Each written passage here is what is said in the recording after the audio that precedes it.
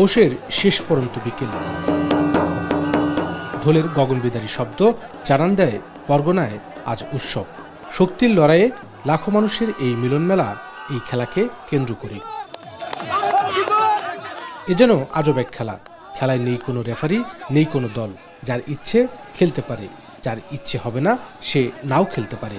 তবুও এই খেলায় মানুষ দেখতেই যেন নেমে আসে মানুষের ঢল। দেশে তো নয়ই, বরং পৃথিবীতে এমন খেলা কোথাও খুঁজে পাওয়া যাবে কিনা তাও অজানা। খেলাটির নাম হুমগুটি খেলা। ময়মনসিংহের ঐতিহ্যবাহী এই খেলা ব্রিটিশ জমিদার আমল থেকে শুরু হলেও এখনও চলে আসছে বংশ পরম্পরায়। ময়মনসিংহের ফুলবাড়িয়া উপজেলার লক্ষ্মীপুর বিলে প্রতি বছরের মতো এবারও পৌষের ৩০ তারিখ অনুষ্ঠিত হয়ে গেল হুমগুটি খেলা। জনশ্রুতি আছে, স্থানীয় সাংস্কৃতিক ব্যক্তিত্ব দৌলত মণ্ডল ১৭৫৮ সালে এই খেলা শুরু করলেও বংশ পরম্পরায় এই খেলাটি এখনও পরিচালনা করে আসছে তার পরবর্তী বংশধরেরা। তাই লোকজ ঐতিহ্য হিসেবে খেলাটিকে জাতীয়ভাবে স্বীকৃতি দেওয়া হোক, এমনটাই চায় আয়োজকরা। আজকে ২৬৬ বছর পদার্পণ করতে যাচ্ছে হুমগুটি মিলন মেলা। বাংলাদেশ তথা বিশ্বের কোথাও এই রকম খেলা নাই। আমরা চাই বাংলাদেশ সরকার এই খেলাটাকে নিয়ন্ত্রণ করুক, এই খেলাটাকে জাতীয়করণ করুক। এইটা বাংলাদেশের একটা ঐক্যের প্রতীক। পিতলে মোড়ানো তৈরি ৩০ কেজি ওজনের একটি ভারী বল নিয়ে কারাকারি চলে ঘন্টার পর ঘন্টা। দিন থেকে মধ্যরাত পর্যন্ত চলে খেলা।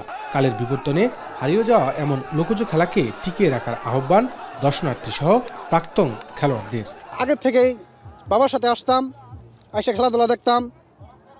এটা দীর্ঘ অনেক বছর ধরে চলতেছে হুমগুটি। এখন প্রতি বছরই আসি। এখন আমার 2 সন্তান, তাদেরকে নিয়ে এখানে আসছি খেলা দেখতে। প্রতি বছরে খেলা হয়, এটাকে বলে গুটি খেলা, যার জন্য আমরা প্রতি বছরই আসি। ঢাকা থেকে আসছি এখানে, মানে খেলাটা নাকি অনেক মজার, তাই জন্য দেখতে আসছি বাচ্চাদের নিয়ে আসছি। এলাকাবাসী যারাই যেখানে থাকি নাও, আমরা এই গুড়ি খেলায় বাড়িতে থাকার চেষ্টা করি এবং বাড়িতে থাকি। ঈদের মধ্যে না আসলেও আমরা গুড়ি খেলায় আসি এখানে। তো আমরা শুরু থেকে দেখতেছি এরকম হয়, আরো ভালো হইতো। প্রত্যাশা থাক, এটা যুগ যুগ ধরে আসলে এটা চলতে থাকুক। জমির পরিমাপ নিয়ে সৃষ্ট বিরোধ মীমাংসা করতেই লক্ষ্মীপুর গ্রামের বড়িয়াটা নামক স্থানে তালুক পরগনার সীমানায় এই হুমগুটি খেলার আয়োজন করা হয়। গুটি খেলার শর্ত ছিল গুটি গুমকারী এলাকাকে তালুক এবং পরাজিত অংশের নাম হবে পরগনা।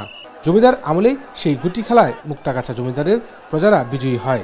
এভাবেই তালুক পরগনার সীমান্তের 0 পয়েন্টে ব্রিটিশ আমলে জমিদারি এই খেলার গোড়াপত্তন, যা আজও চলে আসছে যুগের পর যুগ ধরে।